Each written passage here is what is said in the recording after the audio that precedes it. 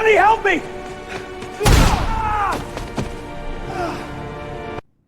And that's the only reason I was still there the night he walked in. For 11 months, I had been running a secret school inside a Mafia warehouse, using his electricity, his space, his property, to feed teenagers, teach algebra, and tell children that their lives were worth something. Taken out in a dispute that had nothing to do with us, and his secret died with him. So when Vittorio DeLuca pushed through that metal door at 2 in the morning and stepped into the light, he wasn't supposed to find us. We were never supposed to meet. But he walked in, and what he saw growing inside his own empire wasn't a rival, wasn't a threat. It was a mirror, reflecting back the one thing his entire life had been built to destroy. You want to know how a 67-year-old woman ended up standing 5 feet from the most dangerous man in Brooklyn, completely unafraid? Let me take you back to where it started. At 2:17 a.m., the most feared man in Brooklyn stepped out of his black sedan into a silence that didn't belong in New York. No sirens, no subway rumble, no voices carrying through open windows. Just the October wind cutting through his wool coat and the glow of warehouse lights that had no business being on. They called him Vittorio the Crown DeLuca. For 30 years, his name traveled only in whispers. Judges avoided his gaze. Rivals disappeared. Even the brave crossed the street when they saw him coming. But tonight, standing on that cracked sidewalk and looking up at a building he owned but had never once entered, Vittorio was not feared. He was unsettled. Because no one was supposed to be inside. He didn't call his men. He didn't reach for the pistol beneath his jacket. He simply walked forward, pushed through the heavy metal doors, and stepped into the fluorescent glow of a building that had been dark every other night he'd driven past it. And what he saw standing in the middle of that vast warehouse floor was something he was never meant to witness. Something that would crack the very foundation of the empire he had spent his entire adult life constructing. Inside that warehouse was not a rival gang, not law enforcement, not a betrayal orchestrated by one of his own captains. It was something far more human. And that's what makes this story so unsettling. Because we expect certain things from men like Vittorio DeLuca. We expect violence and cold calculation. But what happens when the thing you discover isn't a threat to your empire but a threat to everything you've told yourself about who you are? Why would a man who controlled half the shipping docks of Brooklyn risk walking into an unknown situation alone? And why, when his eyes adjusted to what was before him, did his expression change from suspicion to something that looked almost like fear? Not fear of danger. Fear of recognition. Tonight, we unravel what really happened in that warehouse and why Vittorio DeLuca was never the same again. To understand what that night meant, you have to understand where Vittorio came from. He was not born powerful. He was born poor. His father, Enzo, a broad-shouldered Sicilian immigrant, unloaded cargo ships at Red Hook 6 days a week until his hands were permanently cracked from ropes and salt air. His mother, Lucia, stitched dresses in a cramped apartment on Union Street that always smelled of steam and starch.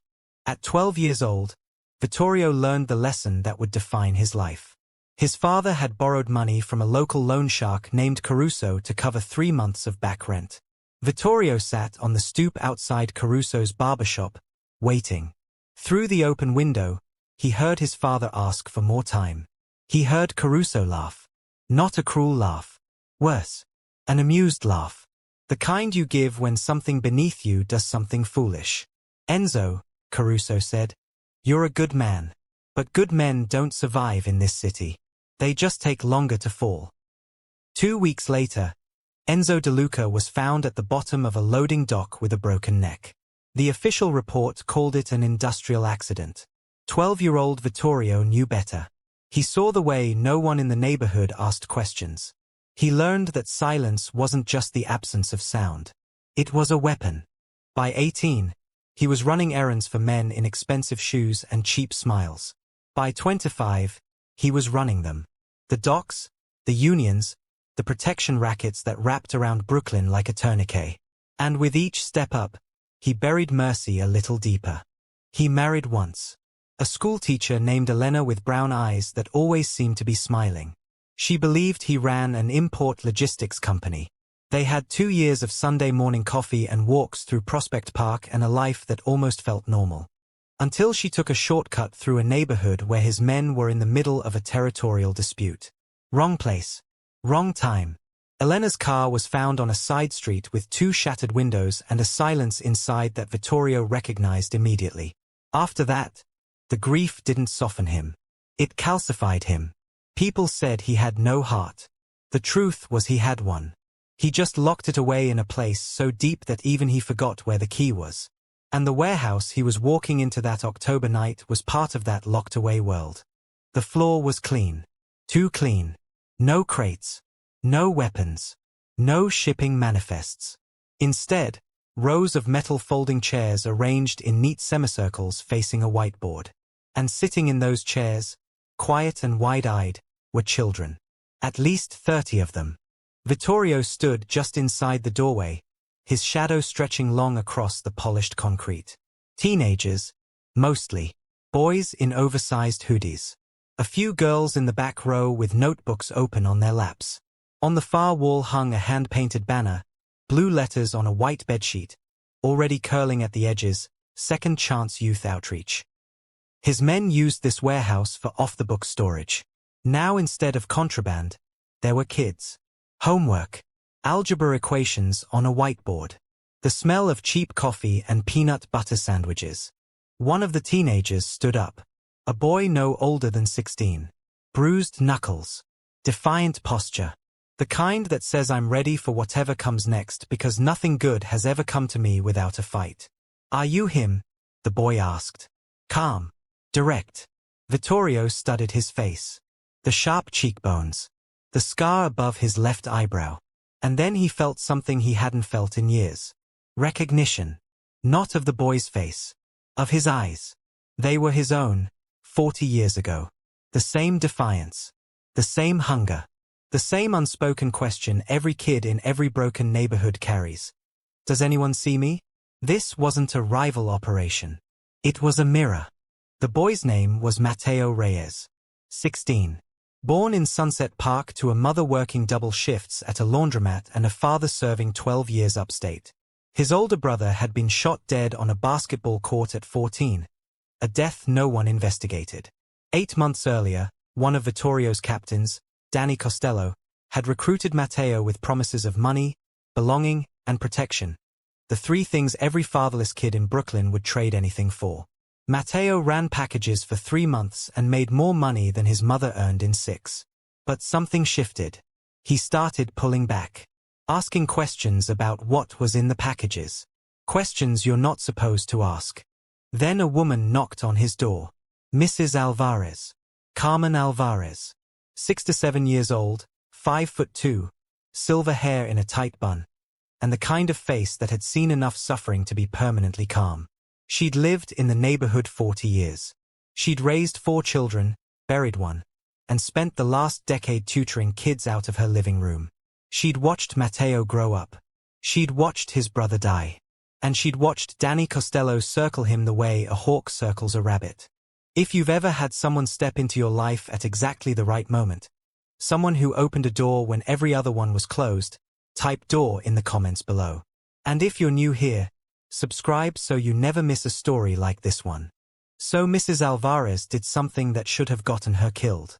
She went to one of Vittorio's lieutenants, a man named Frank Moretti, and struck a deal.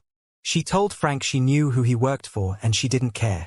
She told him the warehouse sat empty most nights, and she wanted to use it 3 nights a week.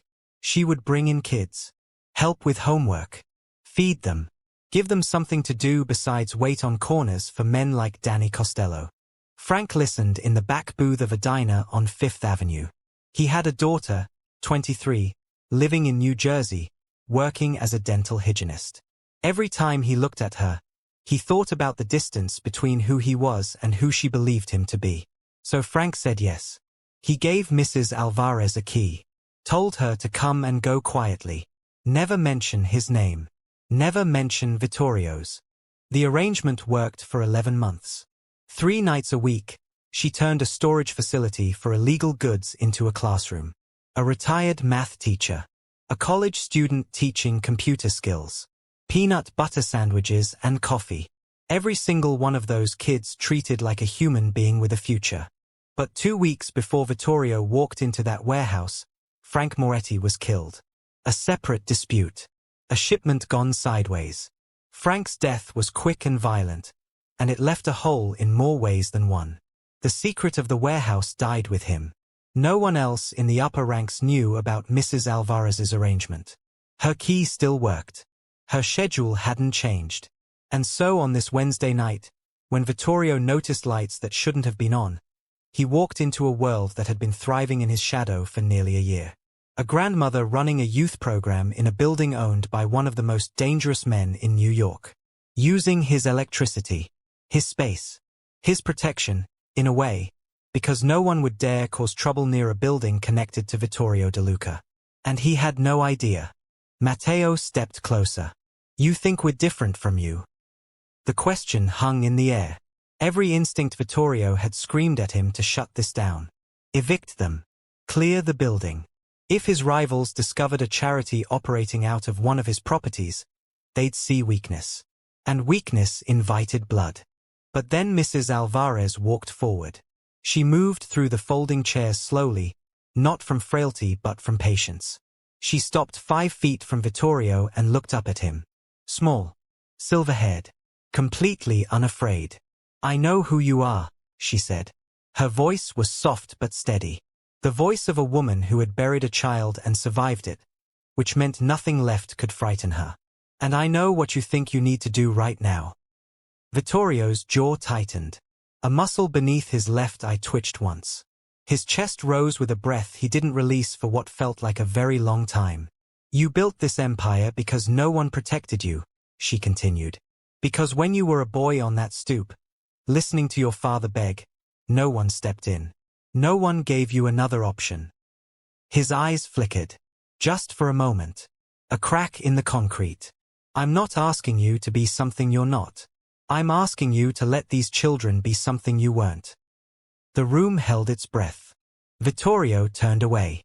He walked to the back of the room, past the whiteboard, past the kids tracking his movement with wary eyes. Against the back wall sat a folding table. Notebooks, pencils, sandwiches wrapped in foil, and one notebook lying open. It belonged to a boy no older than 11. The page held a drawing in colored pencil. A small figure standing at a crossroads. One side dark, blacks and grays and deep reds, alleyways and looming shadows. The other side bright, yellows and greens and blues. A house. A tree. A sun with rays reaching to the edges of the page. Above the figure, in a child's uneven handwriting, "I don't want to grow up angry." Vittorio's thumb pressed into the corner of the page. His breath caught, a hitch so small no one would have noticed. The fluorescent lights buzzed louder in the stillness. A chair scraped behind him as a kid shifted nervously. But Vittorio was somewhere else. He was 11 years old, 3 months after his father's death, sitting in a classroom. A teacher with red hair who smelled like chalk had given the class an assignment: write about what you want to be when you grow up. He didn't write fireman or doctor. He wrote, "I don't want to be angry anymore." That was the last honest thing he'd put on paper before the streets took over.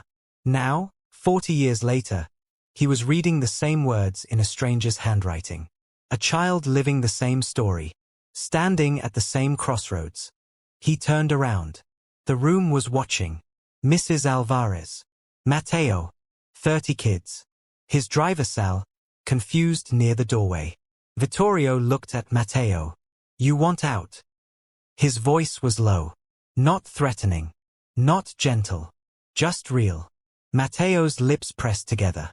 Pride fought the tears gathering in his eyes. He looked exactly like what he was.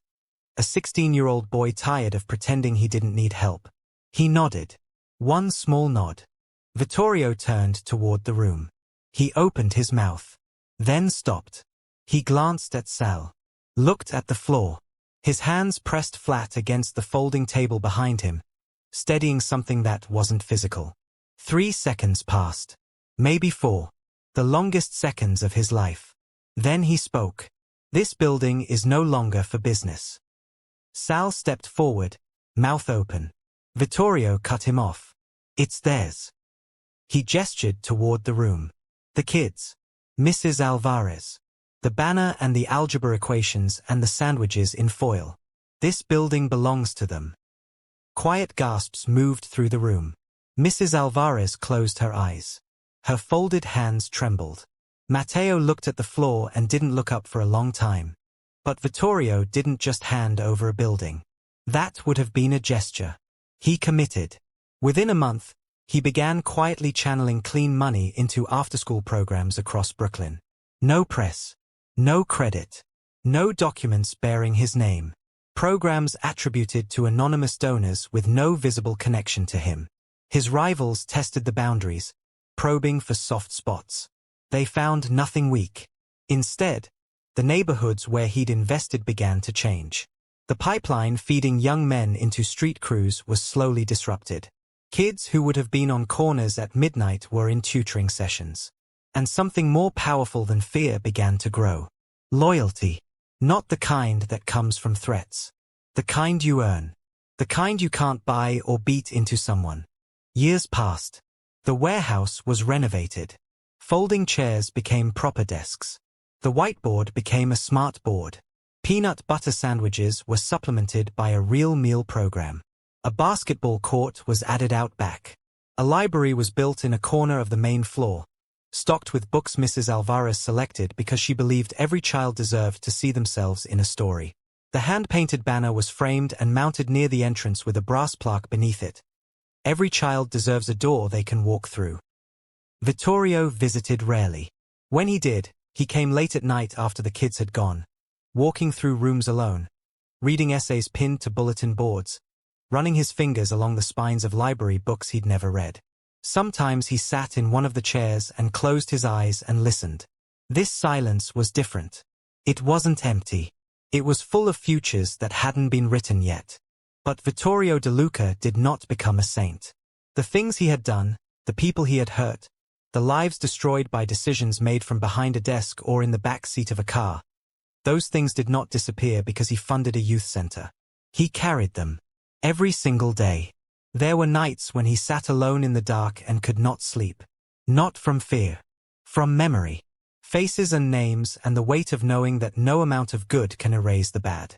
It can only sit beside it. He never sought forgiveness publicly because he knew some debts cannot be forgiven. They can only be carried.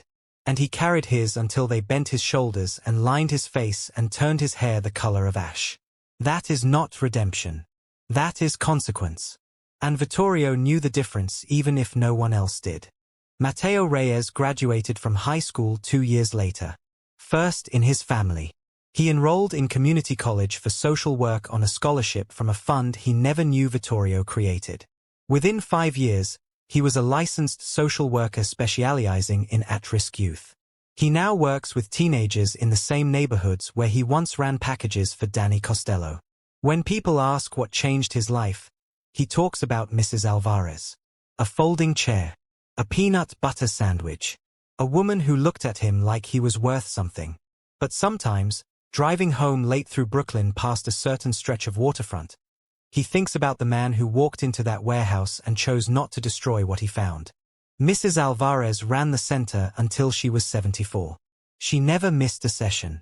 Not through pneumonia, not through knee surgery, not through a nor'easter that buried Brooklyn under 2 feet of snow. She showed up. She made coffee. She checked homework.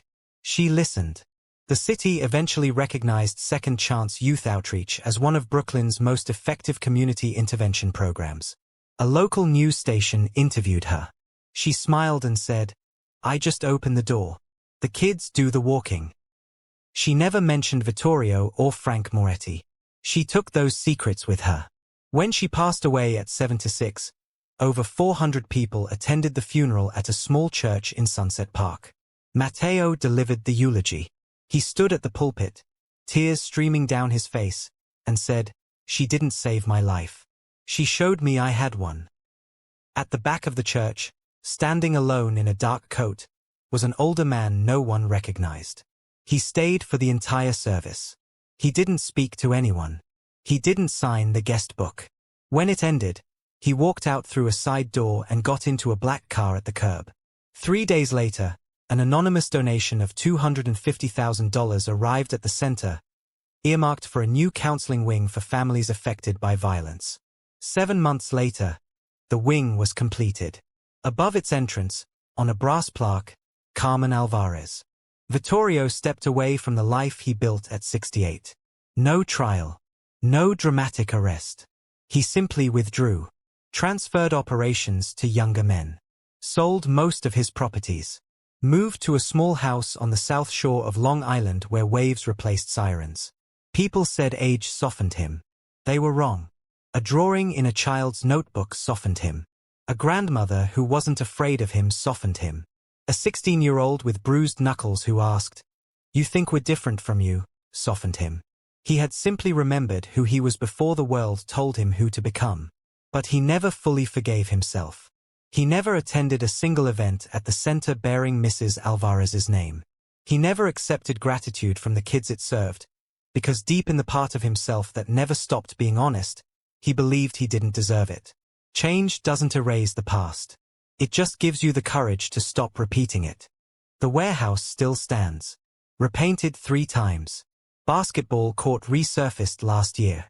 Library holding over 4,000 books. Every weeknight, 30 to 50 kids walk through its doors. Peanut butter sandwiches still available because Mrs. Alvarez would have wanted it that way. Mateo visits twice a week as a mentor, running a Wednesday night group for teenage boys he calls the Stoop, teaching them they don't have to wait for life to happen. They can choose. And that night, when the most feared man in Brooklyn walked through a metal door and into a silence that wasn't empty but full, he saw something he was never supposed to see. Not a rival. Not a threat. He saw himself. The version that might have existed if someone had opened a door for him when he was young enough to walk through it. He couldn't go back. He couldn't undo what he'd done. But he could open a door. And he did. And the kids who walked through it became something he never was. They became free. If you believe people can truly change, type change in the comments. If someone once opened a door for you when no one else would, type door. We read every single one. And if this story stayed with you, subscribe for more like it. Because power isn't proven by how much fear you create. It's proven by what you protect. Thank you for watching. We'll see you in the next one.